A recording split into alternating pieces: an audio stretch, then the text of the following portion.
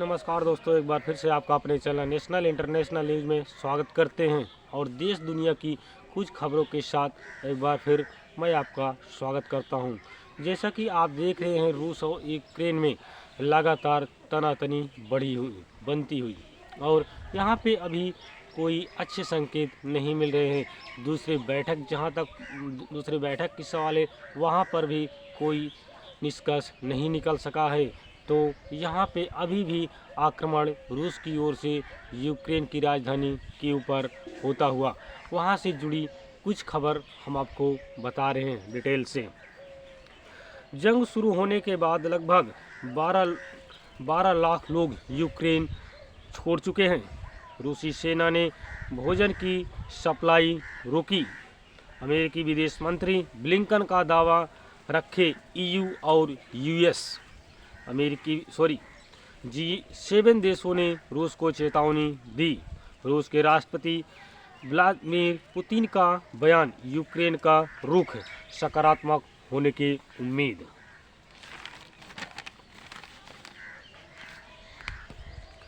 German chancellor ने बातचीत में पुतिन ने कहा, सभी शर्त मानने पर यूक्रेन से बात होगी।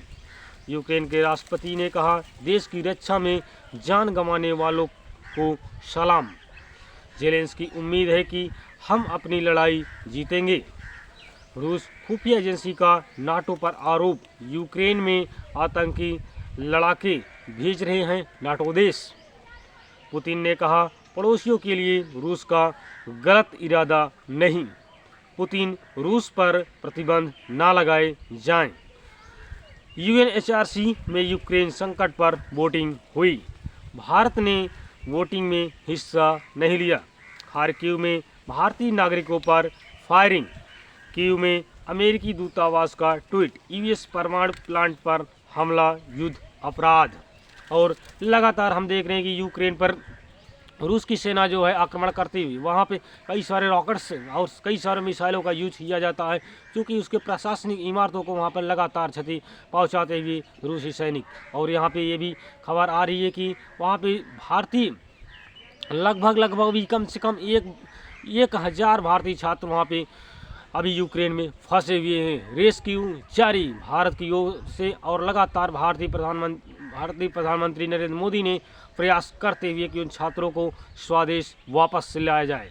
और यह युद्ध खत्म होने की बारी नहीं, बल्कि यह एक महायुद्ध की ओर बढ़ता हुआ, यह यूक्रेन और रूस की बात नहीं है, बल्कि पूरे विश्व के लिए एक खतरनाक युद्ध बन सकता है। और ये तीसरा विश्व युद्ध का रूप धारण करता हुआ 9वां दिन हो गया। एक छोटे से देश यूक्रेन पर क्या हुआ कि रूस ने कब्जा अभी तक नहीं कर पाया। क्या रही है पुतिन की कमियां जो उसे करने में नाकाम रही रूसी सेना।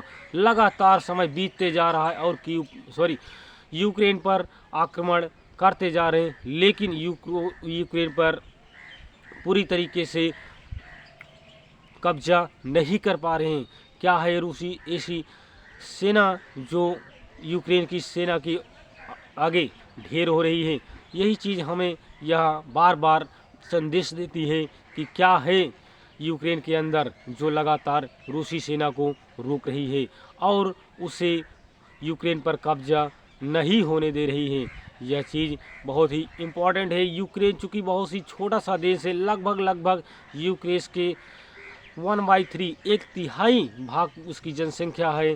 कहाँ 8 लाख सैनिक, कहाँ 2 लाख सैनिक, लेकिन लगातार जंग में बना हुआ यूक्रेन पीछे हटने को तैयार नहीं और रूस भी पीछे हटने को नहीं तैयार, इसीलिए लगातार युद्ध चल रहा है। और भारत की बात की जाए तो भारत ने जो वोटिंग हुई है, अभी भी भारत में उसमें भी भाग नहीं लिया है। और क्यों नहीं लिया है ये चीज़ तो कन्फर्म नहीं है, लेकिन भारत ने उस वोटिंग में लगातार उसे इनकार करता हुआ।